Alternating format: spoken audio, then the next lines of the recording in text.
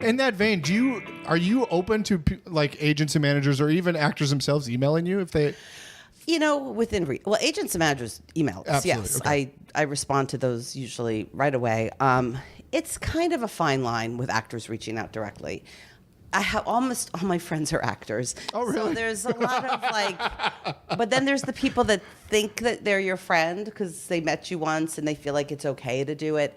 And there's some people that I've had to say, like, dude, can you please not keep doing this? Yeah. Like, just get submitted regularly. Yeah. I think you're right for them. Because I don't want to have to say no to somebody. I did actually say no to somebody recently, but I had my associate do it. Classic. I was like, can you just, I said, Brett's covering this. Can you tell? I just couldn't. It was just every single time I put something out, Yeah. this person was emailing me. That's annoying as hell. So I understand it though. I mean, like, right. You're open gotta to it to a degree. Well, I don't like when people tweet me stuff like that. Oh, of course not. But they do, and it's like, Felicia, here's my reel, and like nobody likes that. No casting directors like to be tweeted at somebody pitching themselves. To be clear, or creators of shows. Right. And you know what? They come to me and they go, why is this person? I'm like, I don't know who that is. Oh, I got to, and then I got to make them take that tweet off or something, you know, because it's embarrassing. Oh, absolutely. I learned, speaking of that, I learned very early on when I started this podcast not to ask people for things, not to ask people to do it in person because you catch them off guard. They can't research it or anything. So when I ask questions, they're coming from an average actor who's not trying to be needy and aggressive, but is just curious if they can reach out. No. So. Okay, good to know. No. But then I feel bad that I'm like, because like I said, all my friends are actors, but... Well, no, don't feel bad if it's not going to... Usually my friends don't ask me. Sure. So if you people don't... that I'm not really friends with that email me. Right. My real friends don't, but... Because they know. Because they know if they're right for it, I'm going to bring them in. That's a fair point. But in that vein then, so if you don't like being emailed, are you a fan of postcards or anything like that? We look at the postcards, yeah, sure. I mean, it's very different now. I used to get phone calls and mail. I get like a handful in a season. Nobody really sends them anymore. Or what happens is they send things that are too late. It's like watch me. Like I just think the watch me on NCIS thing is just when you have your material. Right. Say we want to check out my reel or something, but.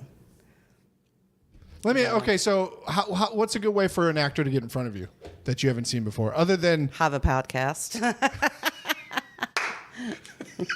For those that don't have a super cool podcast and know you like to talk about yourself. Told you. I'm just curious because I feel like I have a lot of friends who are in between reps or can't find a rep and they just can't. And it seems like casting director workshops for a time were a good option.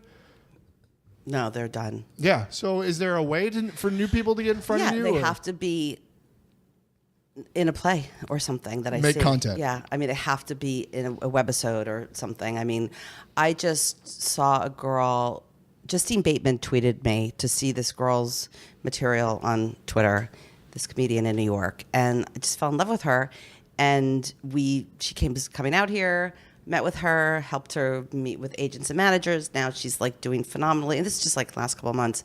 But this is a very high level, like someone who will be starring in her own show. Oh, sure. It's not like, hey, can you meet this person who can maybe do one line who's never even trained? Right. Which is, unfortunately, that's what you get. Yeah. Can you, hey, how can these people get in touch with you? Usually they don't have much training or they're not as strong of an actor that I probably would hire. Right.